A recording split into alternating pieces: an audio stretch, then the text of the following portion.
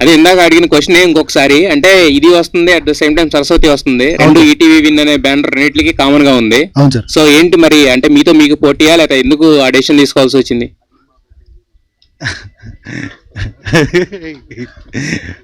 అదే అండి, రెండు మంచి సినిమాలు ఒకే రోజు చాలా అయిపోయింది కదా, చూద్దాం అసలు ఎలా ఉంటుందని.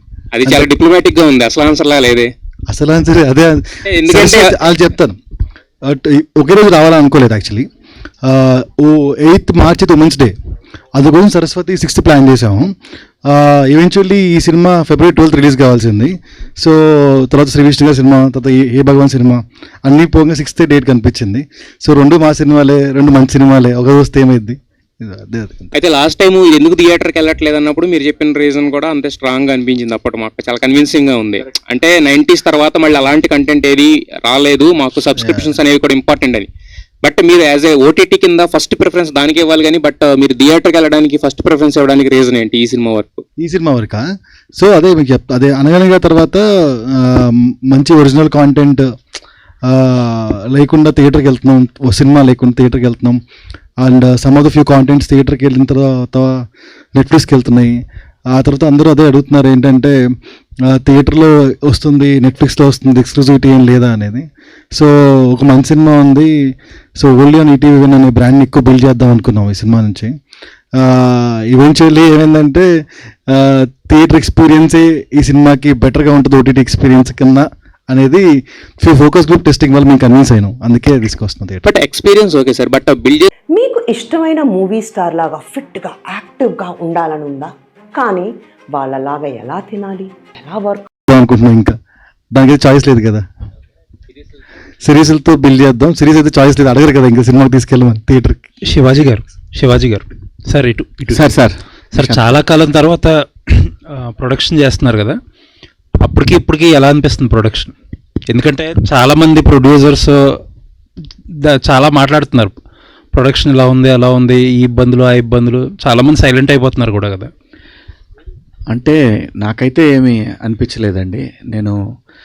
నాకు టాటా బిర్లా మధ్యలో నుంచి నాకు ఎక్స్పీరియన్స్ ఉంది సినిమా మేకింగ్ మీద. నాకైతే పెద్దగా డిఫరెన్స్ ఏమి అనిపించలేదండి. టెక్నికల్గా మారిందే తప్ప మేకింగ్ సైడు ప్రొడ్యూసర్గా దగ్గరుండి చూసుకుంటే నాకు అప్పుడు ఇప్పుడు నాకైతే పర్సనల్గా ఏం అనిపించలేదు సార్. అంటే ఈటీవీ విన్ అప్రూవల్ ఉండటం వల్ల కొంచెం ఈజీ అయిందంటారు ఫైనాన్షియల్గా కూడా? డెఫినెట్గా కదండి, మనకు ఒక సినిమాని కొనేశారు అని అంటే ఆ ధైర్యం వేరు కదా, ధైర్యం వేరు. ఇంకోటి, నేను ఈ సినిమాని థియేటర్లోనే గట్టిగా నమ్మాను. అందుకే కాన్ఫిడెంట్గా వాళ్ళు ఇచ్చిన డబ్బుల గురించి అంతవరకే కాకుండా దాన్ని ఎక్స్పాండ్ చేసి, నేను ఒకవేళ ఏదైనా దెబ్బ కొట్టినా కూడా భరించగలిగే స్థాయిలో దీన్ని ఎలాగైనా తీయాలి అనే ఉద్దేశంతో ఎక్కడ కాంప్రమైజ్ కాకుండా నేను ఈరోజు మీ అందరి ముందు గర్వంగా చెప్పగలనండి, ఈ సినిమా మీరు మన తెలుగులో కానీ తమిళ్లో కానీ తీసే బిగ్ సినిమాస్ తోటి ఆ క్వాలిటీ తోటి ఏమాత్రం తగ్గకుండా మాత్రం చేశానండి, అదైతే గ్యారంటీ. సో దానివల్లే నాకు కొంచెం డేస్ పెరిగినాయి, వాళ్ళు ఇచ్చిన దానికన్నా నాకు డేస్ కొంచెం ఎక్కువ పెరిగినాయి. ఇంకా మిగతా టెక్నికల్ సైడ్ మాత్రం టూ మచ్ స్ట్రాంగ్గా ఉంటుందండి సినిమా. మనం సినిమా ఎలా ఏ రేంజ్లో హిట్ అవుతుంది ఏమవుతుంది ఇదంతా కూడా ఆడియన్స్ పోయిన తర్వాత చెప్పాలి. బట్ ఇది మన కాన్ఫిడెన్స్ మాత్రం, ఏది సినిమా బాగుంది అనేది మన కాన్ఫిడెన్సు. మన చుట్టూ ఉన్న 10 మంది సినిమా చూసి సినిమా చాలా బాగుంది, థియేటర్కి రాలేదనేది లోపల లావా పొంగుతున్నా కూడా ఒక ఎథిక్స్ ఉంటాయి కదా. నాకు ఒక రీఎంట్రీ ఇచ్చిన ఒక సంస్థ, మనం ఇలా పోదాం, పైగా వాళ్ళు అన్న గొప్ప మాట కూడా ఏంటో తెలుసు, మీరు పెట్టింది మీకు మళ్ళీ వచ్చేస్తుంది, దాని గురించి ఏం ఆలోచించవద్దని కూడా చెప్పారు. సో ఇంత బాగా ఇంత గొప్పగా ఎవరు చెప్తారు చెప్పండి? మేము ఇచ్చింది ఈ బడ్జెట్లో సినిమా తీయాలి, నువ్వు తీస్తానన్నావు, అయిపోయింది, ఇంకా నీకు మాకు నీ దోల నువ్వు తీసుకున్నావు, ఇలా అనలేదు. సో అటువంటి కంపెనీలో నేను ఎదురు మాట్లాడేది ఉండదండి, ఎప్పటికీ ఉండదు. నేను నా చివరి వరకు ఉండదు ఆ కంపెనీ దగ్గర మాత్రం. సో నాకైతే మార్పు ఏం కనపడలేదు నిశాంత్ గారు మేకింగ్లో. All the best. Thank you అండి. శివాజీ గారు, ఫస్ట్ టైం మీరు ప్రెస్ మీట్ పెట్టి అది అనౌన్స్ చేసినప్పుడు ట్రైలర్ అది ఇదేంది ఇంత మంచి కంటెంట్ని ఇలా వెళ్తున్నాడు అనుకున్నాం. లక్కీగా ఆ రోజు అనిల్ లాంటి ఒక పాజిటివ్ పర్సన్ రాబట్టి ఇమ్మీడియట్గా ప్రివ్యూ చూసేసి ఇమ్మీడియట్గా మీకు ఇలా మారింది. మీరు కనుక ప్రొడక్షన్ చేయకపోతే ఇప్పుడున్న బడ్జెట్లో ఈ సినిమా జరిగేదా ఇప్పుడున్న సిచ్యువేషన్స్లో? ఖచ్చితంగా కాదండి, 100%. ఈ సినిమా ఒక 6 కోట్ల దాకా అయ్యేది గ్యారంటీగా. నేను చూస్తున్నాను కాబట్టి, నేను సినిమాలు చేస్తున్నాను కాబట్టి ఒక 5.5 నుంచి 6 కోట్లు గ్యారంటీగా అయ్యేదండి. బికాస్ ఇక్కడ ఏంటంటే మనము దగ్గరుండి చూసుకున్నప్పుడు, మనం పిల్లల్ని దగ్గరుండి చూసుకున్నాం అనుకోండి, ఏమైద్ది, మన కంట్రోల్లో ఉంటారు. మనం వాళ్ళని స్కూల్ పంపించేసాం, మన ఫీల్ అయ్యి మన దారిని మనం ఎరా వచ్చావా ఇంటికి అని అడిగితే వాడు వచ్చాననే చెప్తాడు. అంటే ఎందుకంటే నాన్న లేడు అక్కడ.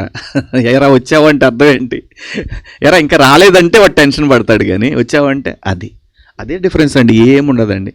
ఎప్పుడైనా వేసుకున్న బడ్జెట్ కొంచెం అటు ఇటు అవుతుందే, కానీ బీభత్సంగా అయితే మాత్రం అవ్వదంటే నేచర్ సపోర్ట్ చేయక మిగతా కారణాలు ఉండొచ్చు. గట్టిగా మేనిఫెస్ట్ చేసుకున్నట్టున్నారు. ఈ సినిమా వల్ల నాకు తెలిసి ఒక్క సుధీర్ గారికి లాభం అండి. మిగతా వాళ్ళందరికంటే ఇప్పుడు ఈటీవీ వాళ్ళకి ఏమవుదు, వంశీ గారికి ఇంకో 4 సినిమాలు చేస్తారు, మీరు చేసుకుంటూ ఉంటారు. ఇదే మాట నేను అన్నాను తనతోటి, నువ్వు చాలా లక్కీ ఫెలో అయ్యా ఈ సినిమాకి మాత్రం, నువ్వు చాలా అదృష్టవంతుడివి. అది ఈ ఓటీటీలోనే అదృష్టవంతుడివే, ఇక్కడ డైరెక్ట్ థియేటర్ ఓటీటీలో తీయటం వేరు శివాజీ అన్న. ఎట్టి పరిస్థితుల్లో ఓటీటీలో రిలీజ్ అయిన సినిమాలన్నీ సితార్లు అడ్వాన్స్లు ఉంటే డైరెక్టర్లకి బలేవాడు. నా పాయింట్, థియేటర్ కు వచ్చే ఆడియన్స్ కి ఉండే మజా వేరే. మీరు చెప్పినట్టు ఆ దర్శకుడికి, ఏ దర్శకుడికైనా థియేటర్ లో తన పేరు చూసుకోవటం వేరు, ఓటీటీలో పేరు చూసుకోవటం వేరు. సుధీర్ గారి ఎక్స్పీరియన్స్. డెఫినెట్గా అండి, థ్యాంక్ యూ ఫస్ట్ అది అన్నందుకు. మీరు అన్నట్టు థియేటర్లో పేరు చూసుకోవడం ఎమోషన్, చిన్నప్పటి నుంచి అది చూసే ఇంత దూరం వచ్చాం కదా. సో సడన్గా టీవీకి వెళ్ళిపోతున్నప్పుడు చిన్న డిసప్పాయింట్మెంట్ డెఫినెట్గా ఉంది. బట్ తర్వాత ఇందాక నేను చెప్పినట్టుగా ఒక మిరాకిల్ లాగా జరగటం, సో ఈరోజు అగైన్ మళ్ళీ నేను థియేటర్లో నా పేరు నేను చూసుకుంటున్నాను అన్నప్పుడు చాలా హ్యాపీగా ఉందండి. దాంట్లో డెఫినెట్గా అది హ్యాపీ మూమెంటే. అలియన్న ఏమన్నా రంజాన్ మాసంలో ఏదన్నా మంచి న్యూస్ చెప్తారేమోనని, అంటే టాలీవుడ్లో హాలీవుడ్ ఎంటర్టైన్మెంట్ అని చెప్పి ఒక బ్యానర్ స్థాపించి ఒక మంచి సినిమా తీశారు, అందరూ బాగుండాలి అందులోనే ఉండాలని, అందు కూడా ఒక పాజిటివ్ ఫీలింగ్ తీసి మళ్ళీ ఆపేశారు. ఈ రంజాన్ మాసంలో ఏదన్నా కొత్త అనౌన్స్మెంట్ చేస్తారేమోనని. చెప్తా, ఇది రంజాన్ కదా, బక్రీద్లో అడుగు చెప్తారు. Thank you. శివాజీ గారు సార్, ఇప్పుడు కోర్టు సినిమాతో మీరు టోటల్గా మంగపతి అయిపోయారు. ఇమేజ్ పరంగా కానివ్వండి, దాని celebration, character celebration, cinema success అన్నీ బాగా బ్రహ్మాండంగా సెలబ్రేట్ అయ్యేది. ఇప్పుడేమో ఇందులో అంటే సోషల్లీ ప్రిడామినెంట్ క్యారెక్టర్గా కనిపించారు మీరు. ఇందులో ఈ ట్రైలర్లో చూస్తుంటే కొంచెం హెన్పెక్డ్ హస్బెండ్ లాగా కొన్ని షాట్లు డిపిక్ట్ చేస్తున్నాయి. వాట్ ఈస్ దిస్ ట్రాన్స్ఫార్మేషన్ అండి? అంటే ట్రాన్స్ఫార్మేషన్ అంటే ఆర్టిస్ట్గా అన్నీ చేయాలి కదండి. మీ తాలూకు సైకలాజికల్ అప్లికేషన్ కానివ్వండి, ఒక ఆర్టిస్ట్గా అది ఆటోమేటిక్ వస్తుంది, అనుభవంతో వస్తుంది. నటుడిగా పరిణతి చెందినప్పుడు అవన్నీ కూడా ఏది బాగా ఎంజాయ్ చేశారు? నేను ప్రతి ఒక్కటండి, ఇప్పుడు నేను చేసే సినిమాలన్నీ కూడా నాకు వచ్చిన పాత్రలు అటువంటి అదృష్టం అండి. అది నిజం చెప్తున్నాను. నేను ఇంద్రాలో ఆ క్యారెక్టర్ చేసిన రోజు అదే ఆర్టిస్టు, అదే పెర్ఫార్మెన్సు. దాని తర్వాత ఒట్టేసి చెప్తున్నాలో చేసిన క్యారెక్టర్ అదే పెర్ఫార్మెన్సు, మంగపతిలో చేసింది అదే, దండోరాలో చేసింది కూడా అదే ఆర్టిస్టు. ఇక్కడ డిఫరెన్స్ ఏముంటుందంటే అండి, నాకు అనిపించింది ఒకటి టైము, 2 పాత్రలు రావటం. మేజర్గా కీ రోల్ ప్లే చేసింది మాత్రం నా విషయంలో టైం, అంతే సార్. Very good. ఆ చిన్న లక్ ఫ్యాక్టర్ అనేది నాకు వర్కౌట్ అయింది అనిపించింది. Very good, congratulations, all the best. Saikrishna గారు సార్ చెప్పండి సార్. ఇప్పుడు మొట్టమొదట this film was made for OTT, అంటే బట్ ఆయన అడిగింది థియేటర్ కనే, but it was later altered for OTT. Right sir. Okay. తర్వాత మళ్ళీ అనిల్ రావిపూడి గారు లాంటి ఒక పెద్ద డైరెక్టర్ వచ్చి ఇది థియేట్రికల్ ఫిల్మ్ అనగానే that became a theatrical film. Not completely true. అదే కదా ఇప్పుడు డిస్కస్ చేస్తున్నది. అనిల్ గారు చెప్పిన తర్వాత మనం ఒక 4-5 ఫోకస్ గ్రూప్ టెస్ట్ చేసినాం. ఆ ఫోకస్ గ్రూప్స్ కూడా అదే లెవెల్ ఆఫ్ ఎక్స్పీరియన్స్ని చేసిన తర్వాత we decided that. Was it not done before? No, it was decided before to do it in OTT because after Rajavich Rambe, after the ETV and Netflix collaboration, we thought of doing it for OTT ane. Okay. Yeah. వాస్తవం అండి నాగేంద్ర గారు. ఏంటంటే అనిల్ గారు చెప్పటం అనేది ఆయన చెప్తే చేస్తున్నామని కాదు, ఆయన ఎక్స్పీరియన్స్ని ఎక్స్ప్రెస్ చేయటం వల్ల తర్వాత ఇంకా కొన్ని ఫ్యామిలీస్ కూడా అంతే. అది అంతే అండి. మళ్ళీ మనం అంతా నెపం ఆయన మీద పెట్టండి, అది రేపొద్దున ప్రెషర్ అయితే తప్పుగా ఉంటుందేమో అనిపించింది నాకు. నేనంటే చెప్తున్నా, అది ఫోకసింగ్ ఏదో చేసామని చెప్పారు కదా, నేను అది I came to know. But ఎందుకంటే గబుక్కుని ఓటీటీ నుంచి థియేట్రికల్ డైమెన్షన్కి ఎలా వెళ్ళిపోయింది, థియేట్రికల్ డైమెన్షన్ నుంచి మళ్ళీ ఓటీటీకి ఎలా వచ్చింది, ఓటీటీ నుంచి మళ్ళీ థియేటర్కి ఎలా వచ్చిందన్న ఆ ట్రాన్స్ఫర్మేషనే కొంచెం సామర్సాల్ట్ మూమెంట్ లాగా అనిపించింది నాకు. In December only we decided it should be in OTT అని.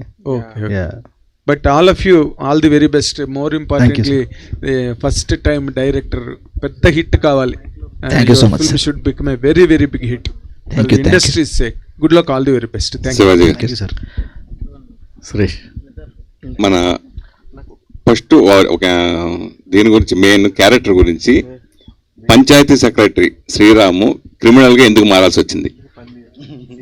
6వ తారీఖు నాడు నేను ఖచ్చితంగా 6 కాదు 5వ తారీఖు నాడే నీకు టికెట్లు పంపిస్తాను, నువ్వు సినిమా చూసి ఎందుకు మారాల్సి వచ్చిందా నువ్వు అను, అప్పుడు నేను హ్యాపీ ఫీల్ అవుతా సురేష్. అంటే ఫ్యామిలీగా నడుస్తున్న సినిమా ఇది అవుట్ అండ్ అవుట్ ఫస్ట్ నుంచి కూడా నేను డిసైడ్ అయింది 90s తర్వాత నేను డిసైడ్ అయింది ఒకే కైండ్ ఆఫ్ మూవీస్ చేయొద్దు. డబ్బుల కోసం అయితే గంటల లెక్కన కూడా ఫ్రీగా, అంటే అంత ఫ్రీనెస్ లేకుండా మనం పనిచేసేంత అవకాశం వచ్చింది. కానీ నేను అది ఫిక్స్ అవ్వాల. ఆర్టిస్ట్గా నాలో ఎన్ని కోణాలు ఉన్నాయనేది నన్ను నేను ఆవిష్కరించుకోవాలనుకున్నా. ఇప్పుడు ఈ సినిమాలో నేను చెప్తున్నాను, ఈ మాట గుర్తుపెట్టుకోండి మీరు, ఈ సినిమాలో ఈ పాత్ర ఆ పెయిన్ తాలూకా ఎక్స్ప్రెషన్స్ని అంటిల్ లాస్ట్ ఫ్రేమ్ వరకు ఆ హ్యాపీనెస్ని, ఆ పెయిన్ని, వాటన్నిటిని తీసుకెళ్తూ ఉంటుంది తప్పితే శ్రీరామ్ కనపడతాడు తప్పితే శివాజీ కనపడ్డా. అంత బాగా డిజైన్ చేశారు పాత్రని. అది నాకు రావటం నా అదృష్టం. ఇందులో ఎటువంటి శశభిషాలు ఏం లేవు. నేను కోరుకున్నట్టే దేవుడి దయ వల్ల కథలన్నీ కూడా, నేను ఇది కామెడీ సినిమా, లయ నేను చేయాలి అని అంటే కామెడీ, ఈ కథకి లయ బాగుంటుంది అని నేను ఫిక్స్ అయిన తర్వాత ఇది చేద్దాం అని అప్పుడు ఈటీవీ విన్కి పంపించింది. 20 సంవత్సరాలు వెనక్కి వెళ్తే వరుసగా ప్రతిరోజు కొలుస్తూ ఉండేవాళ్ళు. బ్యాక్ టు బ్యాక్ సినిమాలు మీరు ప్రొడ్యూసర్గా బెక్కం వేణుగోపాల్తో కలిసి వరుస సినిమాలు చేస్తూ ఉండేవారు. ప్రొడక్షన్ స్టార్ట్ చేశారు, వరుసగా హిట్స్ కొట్టారు. ఇప్పుడు హీరోలకి అంత యాక్సెస్ మిగతా వాళ్ళతో ఉండకపోవటం, ఇలా జరగడం, అప్పటికిప్పుడు వచ్చిన మార్పు గురించి మీరు ఏం చెప్తారు? చాలా ఉంది సురేష్, నిజంగా చెప్తున్నాను కదా. ఆ హ్యాపీనెస్ అనేది మన మధ్యలో ఉన్న ఆ సంబంధాలు, మానవ సంబంధాలు అనేవి ఒకే ఇండస్ట్రీలో పనిచేస్తూ అవి తగ్గినాయి. అది వాస్తవం, అది ఎవరైనా అంగీకరించాల్సిందే. కాలం మారుతుంది, కాలానుగుణంగా మనందరం కూడా అలాగే, మన నెక్స్ట్ జనరేషన్ ఉంటుంది కదా, వాళ్ళు ఏంటి ఇది అని మనల్ని అనుకుంటారు. సో ఇది కాలానుగుణంగా మారాల్సిందే సురేష్. నాకైతే అది చాలా మిస్సింగ్. ఎట్లాగైతే మీరు ఫీల్ అవుతున్నారో, ఎలా తిరిగేవాళ్ళము, ఎలా మాట్లాడుకుని, ఇప్పుడు ఇందాక శివ ఏదో మాట్లాడుతుంటే వెనకాల చూసుకోవాల్సి వస్తుంది, ఎవరి దగ్గర కెమెరాలు ఉన్నాయా, పర్సనల్ విషయాలు ఏదైనా సరదాగా మాట్లాడుకోవటానికి కూడా అవకాశం లేకుండా. Those are golden days 100%. ఇవంటే గోల్డ్ బాగా పెరిగిండేసి, రేటు పెరిగిండేసి లయ గారు. సో మీకు ఆ క్వశ్చన్ మీకు కూడా వర్తిస్తుంది అనుకోండి. సరే, అంటే మళ్ళీ డబుల్ హ్యాట్రిక్ కి శ్రీకారం చుట్టే సినిమా ఇది అవుతుందని మీకు నమ్మకం ఏర్పడిందా థియేటర్కి వస్తున్నప్పుడు? డెఫినెట్గా అండి, దీనికి అయితే పొటెన్షియల్ తప్పకుండా ఉంది. అది స్టోరీ విన్నప్పుడు అవనివ్వండి, చేస్తున్నప్పుడు ఇంకొంచెము, చేసిన తర్వాత డబ్బింగ్కి వెళ్ళినప్పుడు ఇంకొంచెము, తర్వాత ఫుల్గా సినిమా చూసిన తర్వాత వచ్చిన కంటెంట్ ఫీలింగ్, ఓకే దీంట్లో విషయం ఉంది, దీంట్లో అంటే కొన్నిసార్లు ఏమవుతుందంటే స్టోరీలో ఉంటుంది కానీ మనం బయట అవుట్పుట్ వచ్చేసరికి చాలా తక్కువ వచ్చేస్తుంది, అంటే మన అవుట్పుట్ తక్కువ అయిపోతుంది. అలా ఏమీ లేకుండా ఇంకా బెటర్గానే ఉంటూ, నేను వినిన దానికంటే, ఊహించుకున్న దానికంటే బెటర్గా వచ్చిన అవుట్పుట్ వల్ల ఆ కాన్ఫిడెన్స్ అయితే డెఫినెట్గా ఉంది. సో ఇప్పుడు చూడాలి. ఇండస్ట్రీలో హీరోయిన్గా ఆ వాల్యూ వేరేగా ఉంటుంది, క్యారెక్టర్ ఆర్టిస్ట్గా వాల్యూ వేరేగా ఉంటుంది. మీరు హీరోయిన్గా చేశారు, మధ్యలో క్యారెక్టర్ ఆర్టిస్ట్గా చేశారు, మళ్ళీ ఇప్పుడు హీరోయిన్గా చేయటం. సో ఈ వ్యత్యాసం గురించి ఏం చెప్తున్నారు? తరతరగా కూడా మీరు హీరోయిన్గానే చేస్తారా, క్యారెక్టర్లు వచ్చినా చేయరా? అలా ఏం లేదండి, మనం మంచి పాత్రలు అయితే చేస్తాము. అది క్యారెక్టర్సా, హీరోయినా, ఇప్పుడు నేను ఎప్పుడు హీరోయిన్ అంటే అంటున్నారు కానీ, బట్ నేను ఎప్పుడు మెయిన్ లీడ్ అని అనుకున్నాను, అంటే దట్ ఈస్ అ రోల్. అది అంతే తప్ప దెర్ ఇస్ నథింగ్ అలా ఇదే చేయాలి అదే చేయాలని ఏం లేదు. అట్ ద సేమ్ టైం ఏంటంటే హీరోయిన్కి ఒక రకమైన గుర్తింపు ఇది అది అంటున్నారు, కానీ నన్ను ఎప్పుడు మీలాంటి వాళ్ళు ఎప్పుడు మా లయ అని అంటారు. అది నేను క్యారెక్టర్ ఆర్టిస్ట్ అయినా కూడా, లేకపోతే నేను ఆర్టిస్ట్గా చేయకపోయినా కూడా మీరు ఎక్కడైనా నన్ను బయట మీట్ అవుతే మాలయ అని అంటారు. సో ఆ పేరు తెచ్చుకున్నాను. ఆ పేరు ఇంకా కొత్త మీడియా పీపుల్ వాళ్ళతో కూడా కంటిన్యూ అవ్వాలి అని కోరుకుంటున్నాను. అది చాలండి. ఇంకా హీరోయిన్ లయకి క్యారెక్టర్ ఆర్టిస్ట్ లయకి పెద్ద డిఫరెన్స్ లేదు నా మైండ్లో అయితే. మామూలుగా ఒక సినిమాకి ఓ బడ్జెట్ ఉంటుంది, అలాగే సీరియల్స్కి ఒక బడ్జెట్ ఉంటుంది, అలాగే ఓటీటీ ఫిలిమ్స్కి ఒక బడ్జెట్ ఉంటుంది. దాన్ని బట్టే హీరోయిన్స్ కానీ క్యారెక్టర్ ఆర్టిస్ట్ కానీ రెమ్యునరేషన్ తీసుకుంటారు. నిజం చెప్పండి, ఈ సినిమా మీరు ఓటీటీ రెమ్యునరేషన్ తీసుకున్నారు, సినిమా రెమ్యునరేషన్ తీసుకున్నారా? నాకు శివాజీ గారి కోసం చేశారా? ఏంటి ఈ సినిమా రెమ్యూనరేషన్ ఏంటి అనేది కాదులేండి. అంటే what ever I think I deserve he gave it. ఇంక క్వశ్చన్స్ లేవు, ఇదేం లేవు, నెగోసియేషన్స్ లేవు. సినిమా కంటేనా? ఓటీటీ ఎక్కువ తీసుకుంటారు. సినిమా కంటేనా? ఈ సినిమా గురించి కాదు, జనరల్లీ చెప్తున్నానండి. యా, సో అలాంటివి ఏమి లేవు. నాకు whatever I deserve he gave it to me. నేను లయ నాకు ఆల్రెడీ తెలుసు, సో ఆల్రెడీ మేము చేసాము కాబట్టి నాకేం తక్కువ చేయలేదు. He has done more than what others did. Vamsi garu, మీరు ఇండస్ట్రీకి రాకముందు నంది అవార్డ్స్ ఉండేవి, మీరు ఇండస్ట్రీ వచ్చిందని నంది అవార్డ్స్ లేవనుకుంటా నాకు తెలిసి.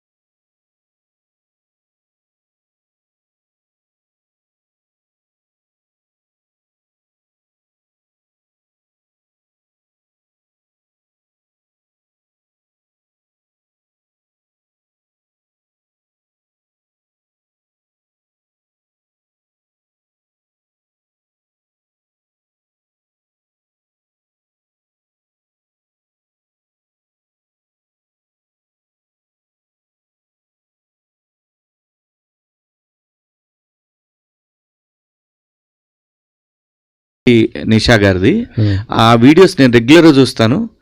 సో నాకు అనిపించింది అనమాట, ఇది family cinema, family entertainment based cinema ఇది. సో ఖచ్చితంగా వాళ్ళతోటి ఎలాగైనా సరే వాళ్ళని ప్రమోషన్కి మాకు ఉపయోగపడేలాగా ఒక వీడియో చేయాలనుకున్నాను. నేను అడిగాను, వాళ్ళు యాక్సెప్ట్ చేశారు ఈ సినిమాకి సపోర్ట్ చేయమని. ఓకే, ఈవెంట్ కానీ పిలుచుకొస్తారా వాళ్ళని? ఏమండి? లేదండి, వాళ్ళు రారండి. వాళ్ళు బేసిక్గా ఏంటంటే నా మీద ఉన్న గౌరవంతో యాక్సెప్ట్ చేశారు అంతే తప్ప వాళ్ళేమి డబ్బులు తీసుకొని ఇలా అట్లా కాదు. వాళ్ళు దే ఆర్ ఎనఫ్. డెఫినెట్గా వాళ్ళు మంచి వీడియోలు మంచి కంటెంట్ చేయాలనే ఉద్దేశం అంతే. ఓకే, మీరు ఏదైనా ఒక మంచి అంటే మీరు ఒక హార్టెడ్ ఫుల్ మంచి ఏంటంటే చెప్పేది, మీరు ఏదైనా మంచి మాట చెప్తుంటారు, అప్పుడప్పుడు సోషల్ మీడియాలో కూడా బాగా ఇది అవుతుంటుంది కదా, అందుకే అడుగుతున్నాను. అంటే ఈ సోషల్ మీడియాలో మీరు కొద్దిగా యాక్టివ్ ఉంటారు కాబట్టి ఒక మంచి మాట చెప్తారని నేను అడుగుతున్నాను.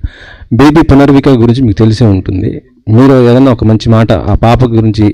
అదేనండి, నేను యాక్చువల్గా నిన్న వాళ్ళు ఒక నంబర్ పెట్టారు, ఆ నెంబర్కి నేను పే చేద్దామని వెళ్తే ఈ నెంబర్కి ఓవర్లోడెడ్ అయిపోయి వచ్చింది కాబట్టి రేపు ట్రై చేయండి అని అన్నారు. సో దాంతో మార్నింగ్ ట్రై చేస్తే మార్నింగ్ గవర్నమెంట్ ఇచ్చేసింది, గవర్నమెంట్ ఏదో సపోర్ట్ చేస్తుంది, సో కాబట్టి ఇంకెవరు వసూలు చేయట్లేదు అన్నారు. నిజాయితీగా నేను వెళ్ళానండి, నా దగ్గర ఫెయిల్ అయిన అవి ఉంటాయి మనకి ఫోన్పేలో, వాటిలో ఫెయిల్ అయిన ఇవి వస్తాయి. సో ఏదైనా సరే మానవత్వం బతికే ఉంది. నిజంగా చాలా కొన్ని లక్షల మంది రియాక్ట్ అయ్యారు. సో ఇదే కంటిన్యూ అవ్వాలి. మనం మనుషులం, అందరం కలిసి ఉందాం, అందరూ బాగుండాలి, అందులో అందరూ ఉండాలి. అది. Thank you.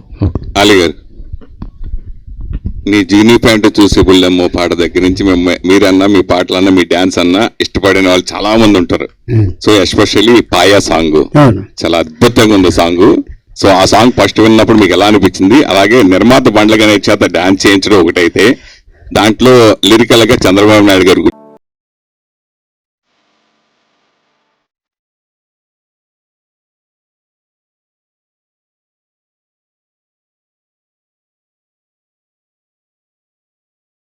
మనం హిందీలో కాకుండా తెలుగులో దాన్ని తెలంగాణ యాసలో దాన్ని పాట చేసి చేయడం జరిగింది.